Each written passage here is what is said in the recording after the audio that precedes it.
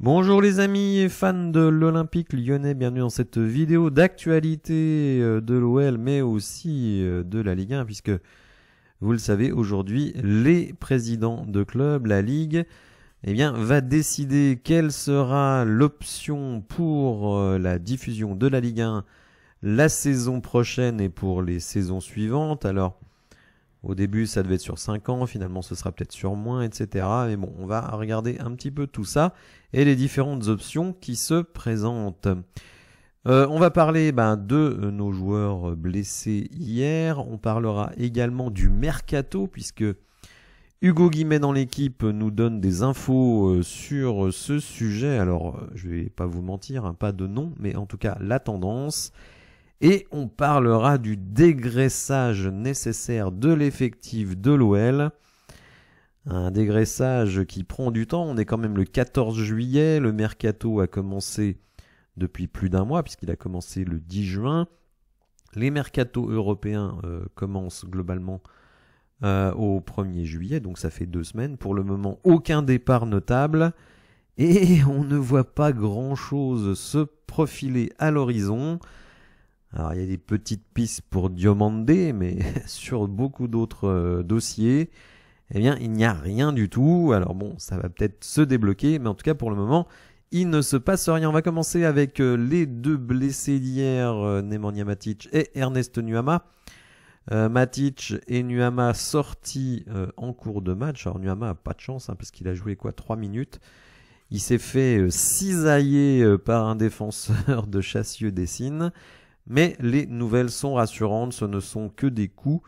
L'un et l'autre seront du déplacement en stage en Autriche.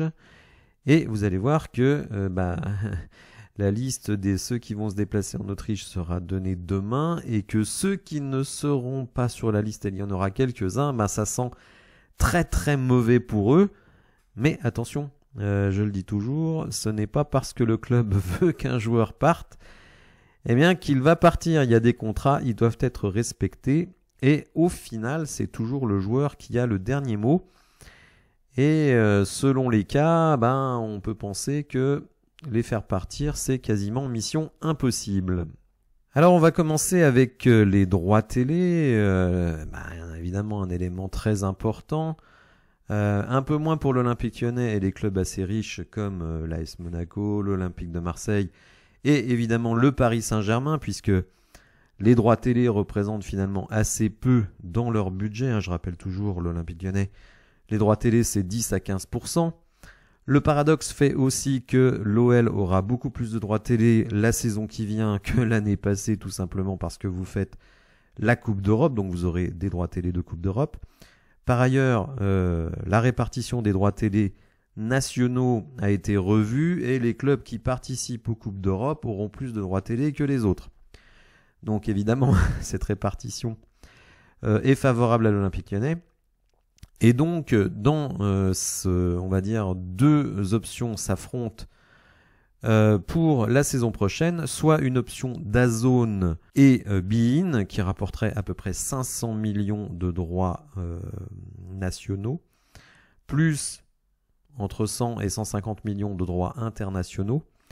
Donc finalement, si on y réfléchit bien, le précédent contrat des droits télé, c'était 250 millions pour Amazon Prime et 330 pour Canal+, donc 580 millions, mais il n'y avait que 80 millions de droits internationaux, donc finalement, on passerait de 650 millions à 660, donc c'est quasiment pareil.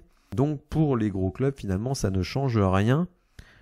Donc tous les pimpins qui vous racontent dans les différents médias que c'est la mort du foot français, que tous les clubs vont disparaître, je passe un petit bonjour à Romain Molina qui a raconté n'importe quoi dans ses dernières vidéos, on a l'habitude. Finalement, on serait dans une situation relativement constante. La deuxième option, et celle-ci, elle a des avantages, mais elle a des inconvénients, c'est que si l'option DAZN beIN vous garantit 500 millions annuels plus les droits internationaux, donc à peu près 150 millions, la deuxième option, c'est évidemment que la Ligue 1 lance sa propre chaîne. Alors l'avantage pour nous, spectateurs, téléspectateurs, c'est d'avoir tous les matchs sur la même chaîne, parce que DAZN prendrait, dans l'option DAZN beIN, 8 matchs sur 9 chaque semaine de Ligue 1. beIN prendrait le match qui reste, donc soit un premier choix, soit un deuxième choix. Donc forcément, ça vous oblige en tant que supporter à prendre DAZN, qui est prévu pour être proposé à 34 €, 34 €, sachant que sur DAZN, alors vous n'aurez pas que de la Ligue 1, contrairement à la chaîne 100% Ligue 1, mais vous avez quand même des droits pas terribles, hein, c'est-à-dire, alors ils ont racheté le basket Pro A, donc ça c'est quand même pas mal si on aime le basket et la Pro A, qu'on suit un club, évidemment, finalement c'est un deal à peu près correct, mais si vous voulez avoir 100% de la Ligue 1, et là vous devez rajouter beIN. Alors là aussi, il y a d'autres droits sur beIN, il y a de la NBA, il y a du tennis, enfin il y a plein de choses. Mais ça vous fait quand même une note à 49 € mensuel. Et si vous voulez suivre votre équipe en Coupe d'Europe, eh bien Canal+ a l'exclusivité de toutes les Coupes d'Europe. Donc vous êtes obligé de prendre Canal+, et je pense Canal+ Sport. Donc ça vous revient à 80 € mensuels. Donc évidemment, c'est absolument colossal. Qui peut mettre 80 € mensuels pour regarder son équipe? C'est très très compliqué pour regarder tous les matchs de son équipe, sachant aussi que la Coupe de France passe sur beIN Sport. Donc beIN Sport, vous n'y échapperez pas. Donc c'est quand même, c'est bien pour les clubs, puisque eux vont récupérer 500 millions garantis plus les droits internationaux. Mais par contre, pour nous spectateurs, c'est quand même un peu l'arnaque. Donc bon. Alors justement, j'ai lancé un sondage sur le sujet. Il y a seulement 34 minutes, donc pour le moment il y a 60 votes seulement, mais vous êtes quand même majoritaire à préférer un ticket DAZN beIN pour les 500 millions. Et donc vous êtes moins enthousiaste pour la chaîne Ligue 1, 18%, et 35% qui ne savent pas trop quoi penser de cette situation. Donc n'hésitez pas à aller exprimer votre point de vue sur le sujet. Alors ce qu'il faut savoir, c'est que évidemment en Ligue 1, tout le monde n'est pas sur la même ligne. Je dirais que pour synthétiser les positions, les clubs qui dépendent énormément des droits télé veulent plutôt l'option DAZN beIN, en se disant je vais finalement perdre un petit peu de droits télé, mais je suis sûr des droits télé qui vont rentrer, donc je peux planifier ma masse salariale, mes transferts, si je dois vendre un joueur, qui je peux recruter, etc. Les plus gros clubs, et notamment l'Olympique Lyonnais, préfèrent la chaîne 100% Ligue 1, en se disant on récupère tout, certes on ne sait pas exactement combien on va récupérer, mais on maîtrise tout, on maîtrise le contenu. Il est évident que si vous proposez un contenu qui va bien au-delà de ce que proposent beIN et DAZN, notamment avec beaucoup d'inside dans les clubs, alors certes ça a un coût, mais ça n'a pas un coût non plus délirant. Le problème, c'est qu'effectivement il va falloir faire la promotion de cette chaîne, réussir à l'imposer, proposer du contenu donc qui tient la route sans que les coûts deviennent totalement délirants. Bref, c'est un risque, parce que vous ne savez pas du tout combien vous allez rentrer d'argent, et surtout, et ça c'est un point qui est très important, les gens ne vont pas s'abonner avant que la chaîne n'existe. Bon, alors il y aura peut-être des propositions d'abonnement annuel, donc il y a quand même un peu d'argent qui va rentrer, mais par rapport à une solution DAZN beIN, où là DAZN beIN, dès la mi-août, ils vont vous verser, je crois que c'est des paiements par tiers, donc ils vont payer un tiers des 500 millions. Alors attention, c'est pas 500 millions qui vont tous rentrer dans les caisses des clubs, puisque il y a le prélèvement de CVC qui normalement est de 13%, mais comme CVC n'a pas prélevé pendant 2 ans, sur cette saison il y aura 20% de prélèvement de CVC, donc vous voyez déjà ça fait baisser la note, plus évidemment les différentes charges, etc., etc. On va pas rentrer dans les détails, mais disons que pour les clubs, ça va être à peu près comme les années précédentes, mais il faut enlever les 20% de CVC. Donc ça fera de toute façon une baisse, mais au moins vous savez que le pognon va rentrer. Sur une chaîne 100% Ligue 1, vous n'avez absolument aucun recul. Et la plupart des études montrent qu'entre 25 et 30 euros, il n'y a pas beaucoup de monde qui sont prêts à mettre la main à la poche. Sur DAZN et sur beIN, à la limite, il y a du contenu additionnel. Et évidemment sur Canal+. Alors l'idée de la Ligue 1, c'est de dire on va s'accoupler, si on peut dire, avec le groupe Warner Bros Discovery, donc qui va proposer des séries, des films, etc. Donc pour améliorer le contenu, mais certains font remarquer que quand Mediapro a proposé sa chaîne Ligue 1 avec Netflix, ça a quand même fait un flop. Donc cette chaîne 100% Ligue 1, c'est un énorme risque et comme je le dis, autant certains gros clubs sont prêts à y aller, autant les petits clubs, eux, pas vraiment. Ils préfèrent l'option DAZN où, on va dire, ils ont un revenu garanti. Alors vous allez voir qu'on n'est pas au bout de nos peines malgré tout, puisque l'Olympique lyonnais, par la voix de Laurent Prudhomme, le directeur général du club, et le propriétaire John Textor, eh bien, c'est la chaîne. Voilà, la chaîne 100% Ligue 1. En disant on va pas demander aux fans de dépenser 50 euros pour suivre leur équipe, ce qui sera le cas puisque vous aurez 34 euros pour DAZN et 15 pour beIN Sport.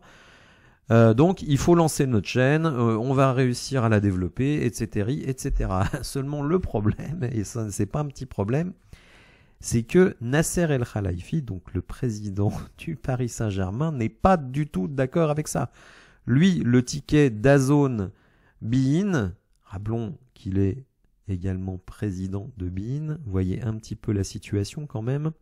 C'est-à-dire que le président du principal club de Ligue 1 est également président d'un des principaux potentiels diffuseurs, mais que ce diffuseur ne veut pas payer pour la Ligue 1. Donc quand même une situation absolument délirante. L'idée de John Textor et de Prudhomme, c'est que le modèle télé traditionnel, c'est obsolète et donc il faut passer à autre chose et croire en son potentiel et tout ça. Bon, c'est très américain, mais la plupart des présidents de clubs français et de petits clubs ne sont pas forcément sur cette ligne. Et je vous l'ai dit, Nasser El Khelaifi, qui est quand même quelqu'un d'extraordinairement puissant dans le foot français, eh bien, est contre cette option. Donc, normalement, il doit y avoir des décisions aujourd'hui, mais s'il n'y en a pas, ne soyez pas du tout surpris, parce que, finalement, personne n'est d'accord. Alors, on va continuer et revenir à notre club favori, l'Olympique lyonnais. Et article d'Hugo Guimet très intéressant sur le dégraissage. Alors, il n'y a pas qu'Hugo Guimet qui a parlé de dégraissage. Pierre Sage en parle, David Friot en parle, il y a beaucoup trop de joueurs, il y a des joueurs qu'on veut faire partir. Et donc, Pierre Sage lui-même d'ailleurs dit c'est pas du tout agréable et efficace de travailler avec 27, 28 joueurs. Lui, ce qu'il veut, c'est resserrer le groupe, et notamment avec ceux qui feront partie de l'équipe la saison prochaine. Il expliquait en plus que Mamadou Diawara n'avait pas été retenu avec l'équipe des U19, donc il va revenir dans l'effectif. Et donc il nous dit que pour le stage en Autriche, il ne veut emmener que 20 joueurs de champ et les 3 gardiens. Ce qui veut dire que comme vous avez actuellement un effectif de 25 joueurs, il y en a quand même quelques-uns qui vont rester à la maison. Et pour ces joueurs-là, évidemment, ça sent le pâté pour la suite de la saison. Alors, Hugo Guimet n'y va pas par 4 chemins et désigne les joueurs, chose que n'a pas fait Pierre Sage. Et Hugo Guimet nous dit, le coach ménage ses troupes, puisque Pierre Sage dit la vérité du 15 juillet n'est pas forcément celle de la saison, de 2024, de 2025, etc. En gros, en disant, je laisse la porte ouverte à tout le monde. Mais bon, dès lors que dès le mois de juillet, il va écarter des mecs, on a pensé quand même que ces mecs-là ne reviendront plus dans l'effectif, sauf s'ils restent dans l'effectif parce qu'on n'a pas réussi à les faire partir. Et on va prendre les cas les uns après les autres. Alors déjà, évidemment, Dejan Lovren, bizarrement titulaire hier, qui nous a quand même surpris. Alors, ma femme me faisait remarquer, oui, mais peut-être qu'il met Dejan Lovren titulaire avec Paul Akouokou, tout simplement pour les montrer qu'ils sont valides et donc peut-être essayer de les vendre. Le problème de Lovren, c'est qu'à 5 millions annuels, il est totalement invendable, même si vous acceptez de prendre 0 de transfert sur son départ. Il y a quand même très peu de chances que vous trouviez un point de chute pour ce joueur. Sinali Diomandé, lui, à mon avis, a beaucoup plus de valeur marchande. On a parlé de contact en Italie du côté de Bologne. Est-ce que c'est vrai? Est-ce que c'est faux? Bon, on verra bien. Mais je pense que c'est pas le joueur le plus difficile à recaser. Ce que je note malgré tout, c'est que ça fait des mois et des mois et des mois, voire des années, que l'on sait que Sinali Diomandé n'a pas vocation à rester dans l'effectif de manière pérenne et qu'on n'a toujours pas trouvé de solution. Très sincèrement, moi je pensais que ce serait le premier joueur à partir cet été et 14 juillet, il est toujours là.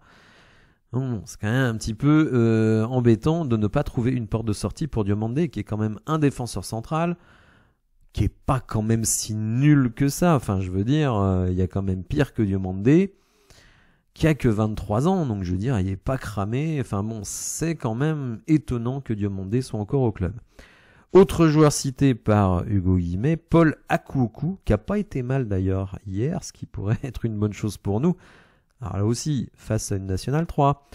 Mais bon, trouver une porte de sortie pour Akouokou, c'est pas simple. Lui qui joue très peu, qui jouait déjà très peu au Betis. Faudra pas s'attendre à prendre un gros transfert, mais au moins, si vous allégez la masse salariale, c'est quand même déjà ça de fait. Autre personne qui est dans l'œil du cyclone, un peu à mon regret, je ne vais pas dire un grand regret, c'est Amin Sarr. Visiblement, on ne compte pas sur Amin Sarr. Bon, lui aussi, ça devrait pas être trop difficile. Alors, il y a des stats catastrophiques en Ligue 1, stats catastrophiques en Bundesliga. Mais bon, il avait des stats assez correctes lorsqu'il était aux Pays-Bas. Donc, bon, il est jeune, 23 ans, il est costaud, il est grand. Je pense, là aussi, que ça devrait pas être trop compliqué de lui trouver une porte de sortie. Il y a d'autres joueurs, évidemment, que l'OL aimerait bien sortir. On nous cite Anthony Lopez. Mais là aussi, aucune rumeur, rien du tout sur Anthony Lopez. Comme je l'ai dit, moi je pense qu'il va rester. Même chose pour Tolisso. Enfin bon bref, le dégraissage, c'est une des priorités du club. Mais c'est pas facile. Et pour le moment, il ne se passe rien. Alors certes, l'Euro n'est pas terminé, donc ça va peut-être conditionner certaines choses. Les droits télé ne sont pas attribués, donc il y a peut-être des portes de sortie qu'on pourrait trouver en Ligue 1 pour des Le Penant, pour des Koumbedi, peut-être pour Diomandé. Et comme les clubs n'ont pas de visibilité sur combien de droits télé ils vont toucher, eh bien peut-être sont-ils très attentistes. À l'inverse, l'OL, qui effectivement recrute très peu en Ligue 1, pourrait profiter, c'est pas très classe, mais bon, c'est le business, eh bien des clubs qui sont en difficulté à cause des droits télé, pour aller récupérer à moindre coût des joueurs intéressants de Ligue 1.